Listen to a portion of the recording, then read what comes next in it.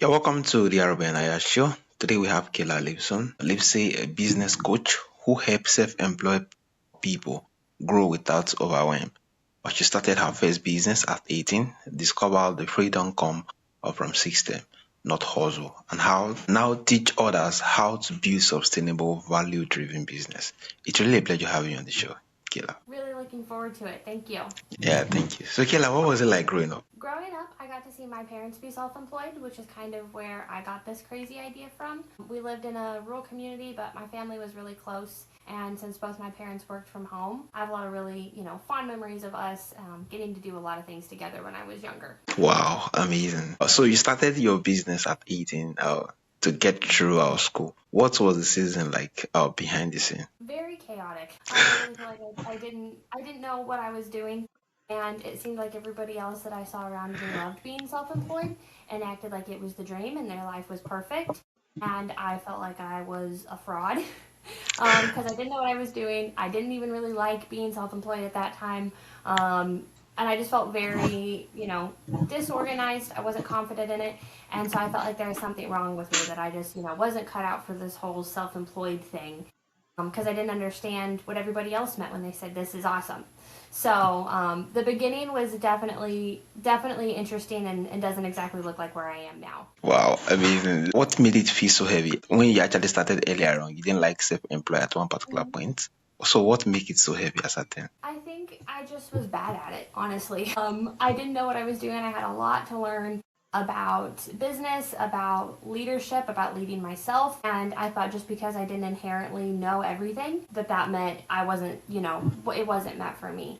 But the reality was I just had a lot to learn. And when I started really diving into learning more and kind of got out of some isolation and started talking to some other people about the way I was feeling, that's when things really started to change. Wow, amazing, amazing.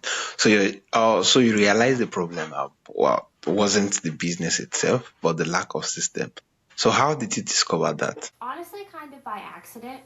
I don't think I had a day where I was like, you know what? Today I'm going to start implementing systems in my business because that will just change my life. That definitely wasn't the case. I think I just started emulating things that I saw other people doing that were successful. Other people that were successful that I looked up to managed their time and tracked their time and planned their time. So I started doing those things too. And now I have a really meticulous system that I follow for my time. So just some things like that. I started looking at what other people were successfully doing and really jumped in that way. And I did not have it all figured out, but I just got started where I was. I think part of it was, well, I'll get systems in place when we're doing X amount in revenue or when I have this many employees. Well, I don't know how to make a system for 100 people now, so I better not get started. It's like, well, you're a Yeah. band of one right now, Kayla. You don't need to worry about 100 people. So I just kind of had to get rid of that mindset that I had to have it perfect. I just, realized that I needed to get started where I was. Yeah, amazing. I think just hearing your story just speak volumes to a whole lot about self-employed persons. At first, they definitely struggle with system, being that it's not something that can be taught. It's something you have to experience and get to see, be in the scene to actually more like know how it feel and know how it work. Not just something you read in book and know how it work. And the fact that you're able to figure out by just looking at others, it's really amazing. So what was the first system you implemented that made a noticeable difference? The first system was an exercise, honestly. You can tell me if this doesn't count as an answer for your question. But I was watching a business, an online business summit, and the person was talking about time. And he said, go through, your whole calendar for a week and color code all the things that you love to do in green and all the things that you hate to do in red. And then all the things that you hate to do, figure out how to automate them, how to delegate them, or how to eliminate them. And I was like, okay, that's interesting. And what I found was the red tasks on my calendar were things that really weren't that hard to improve, but I hadn't naturally just dove into improving them because it was things I didn't like doing. Yeah. We run from the things that we don't want to do so much without realizing, 30 minutes, 60 minutes could take a whole bunch of weight off of your plate. And so that exercise was really a big part of me starting to systemize because I was like, well, I need to get better systems in place. I feel overwhelmed. I don't know where to start. And that gave me a really good blueprint of where I did need to start. And I think that answer is different for everyone. But you have to figure out where your starting line is because it won't be the same as where mine was. Wow, wow, amazing, amazing. I think the exercise is very, very lovely, being that you were able to kind of look internally to know what were those things you actually love doing and what was those things that, yeah, naturally it was boring to you. And the fact that that was more like where you get to start realizing what you could do different. So after simplifying your approach, growth approach accelerated dramatically. What shifted internally before the results show up externally? Well, the internal part is a big portion of it. I love that question because I think part of my problem at the beginning of being self-employed was I felt overwhelmed and I didn't really know what I was doing and I had a lot of skills that I just needed to learn. But then my identity and the way I saw myself was another big, a big portion of it, and having the identity shift to say, I can figure this out. I don't know the answer right now, and that's okay. It's okay for me to still have things I need to learn. Just some of those mindset shifts of saying, yep, I'm somebody who can get started without having all the answers. I am somebody who will start even when it's not perfect and work on making it better. The identity portion for me and the way I saw myself and the way I thought about myself as a business owner was not as easy to quantify as systems, but equally as important. Amazing, amazing, amazing. I think just more like hearing how you actually put things together. Being that, yeah, I think sometimes the internal parts come slowly, but you have to actually more like get it started first. At the end of the day, you get to understand it and being able to put it in ways and being able to kind of teach it to others too. And that was really amazing. So how did system help you lead your team, not just manage tasks? It's been really important for team leadership. To me, I say, as the leader, it's my responsibility to make sure the people on my team can be successful. Yes, they have to have a level of accountability as well, but I am to a large degree responsible for how the team and how the company succeeds. And so having systems in place that have allowed people to be successful and to be successful quicker. Instead of saying, this is what I want you to do, go figure out on your own how to do it. Having an onboarding plan for people when they get started to meet other people on the team. Having a plan for personal development for every single person who's on the team. I'm just putting some things like that in place and just thinking, okay, what would help somebody succeed more and succeed faster? And kind of just having a plan. Again, I can't make somebody succeed more or succeed faster. They have to show up. They have to put the work in. There's no substitute for putting the work in. So there's definitely an accountability portion of it for the other person, but that doesn't absolve me of all of my accountability as well. And so as a leader to say, yep, I have a plan for how we're going to succeed. I have a plan for what we're going to do. And finding a good way to systemize that, it's really just allowed us to grow so much faster. Yeah, amazing. Sister actually more like give more rooms to growth, and the fact that you just make reference to that is really amazing. So, what were some of the common signs that a business owner needs system instead of more hustle? And I struggle with more hustle, thinking, well, I can just work harder. I can work longer hours. Yeah, I think that idea is so popular. You know what I mean? You hear a lot of people in the business or the self-employment space, and it's, you need to be working 18-hour days every single day. yeah, Just work more. I work 3x amount of time that everybody else does. And I think there's a place for that, and I think there's a season for that. But to expect every single person who's self-employed to want to do that, you know what I mean? Those people are optimizing and focusing on creating, billion-dollar companies or whatever it is yeah, they're working on. That's great, but that's not everyone's goal. You know what I mean? Not everyone wants to sacrifice family for the sake of yeah, being able to work 18 hours a day. And there's a place for both. I don't think that there's one that's better than the other. And so if that's not what's resonating with you and you're saying, well, I want to grow, but I don't know if I can do that. I don't know if I can work 20 hours a day, 30 days straight. Whatever the case is, put some systems in place. I would really encourage people to just go through that exercise and see where they can be more efficient. And start making the changes there. And if you are in a season where you need to hustle, sure, there's a place for that. But I think for that to be the long-term plan for your life is probably not realistic or sustainable for what the majority of people want out of being self-employed. yeah, amazing.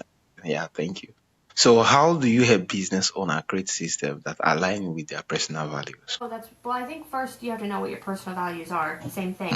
You can find a lot of people with opinions on the internet that tell you what their values are or what your values should be. But a portion of it is saying, okay, well, what's important to me? What do I want to do? Other people can't make those personal values for you. And then, it just comes to a matter of sticking with them, as best as possible. So I think some things that come to mind, time.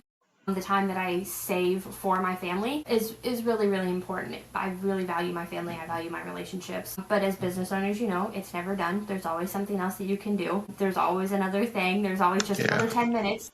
And so it's saying, hey, am I going to be disciplined enough to have a time management system in place where I do still give time to my family? Or am I just going to let my business run my time? And always just be saying 10 more minutes, 10 more minutes. But there's so many things like that. You really have to figure out what's the most important things to you, and then protect those things, because your business will steamroll right through your values if you're not careful.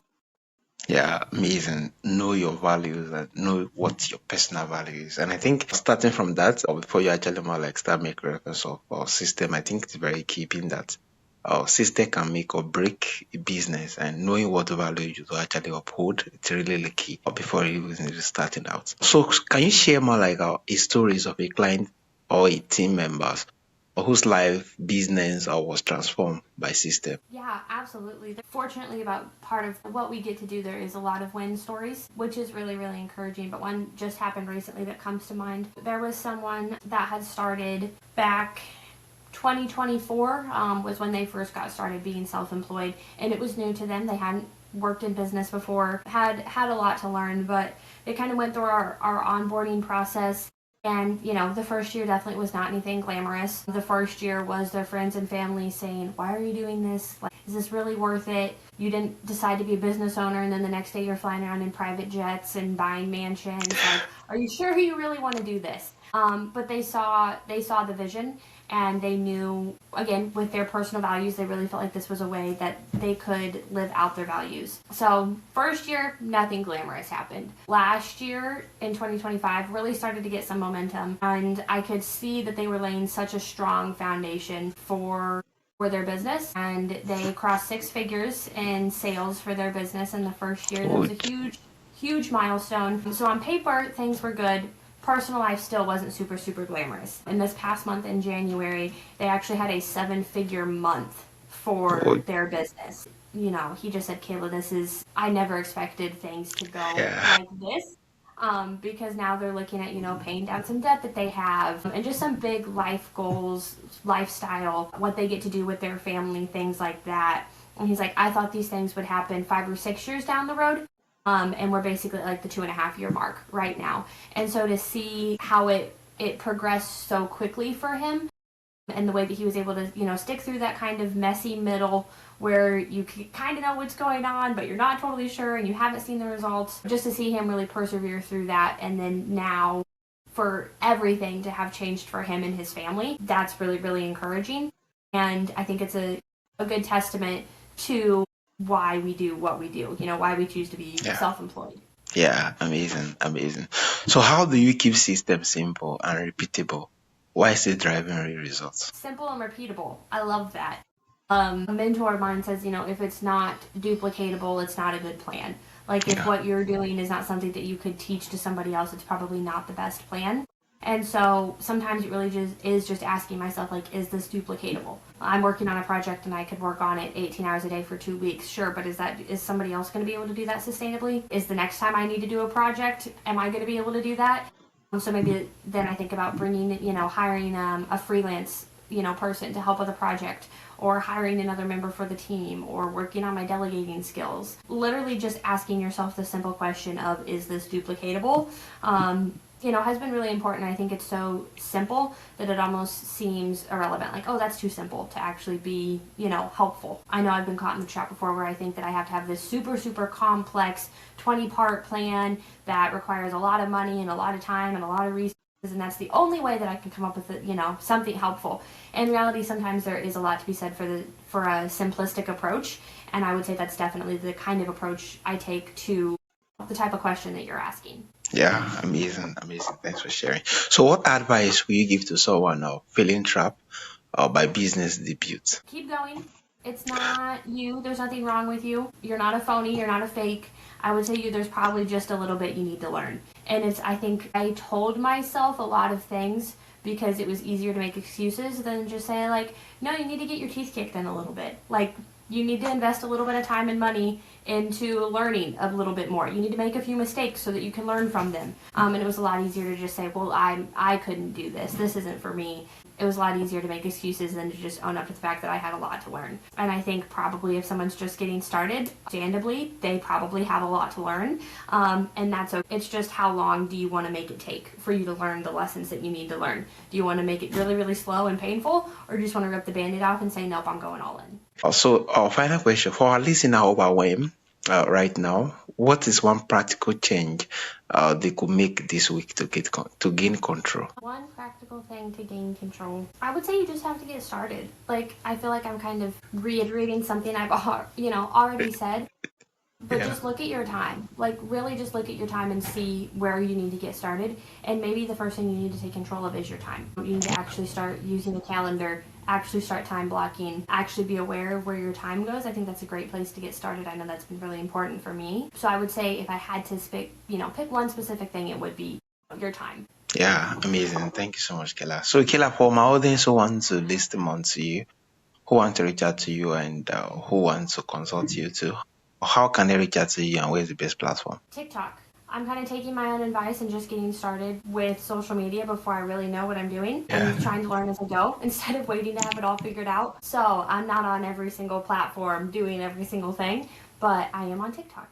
Yeah, amazing. I think this conversation has really been amazing, especially the fact that running your own business is really a whole lot. Being self-employed, being that both the reward and the headache you carry it alone, and the fact that when it comes to system, it's really a whole lot. To being that you can get overwhelmed and a whole lot of things is going on. And just the way you said earlier on, at one point you can think the one wrong, not knowing that the system you need to work about. And this conversation just speak volumes. So yeah, keep working on it. Keep making some little changes. Over time, you are going to get right.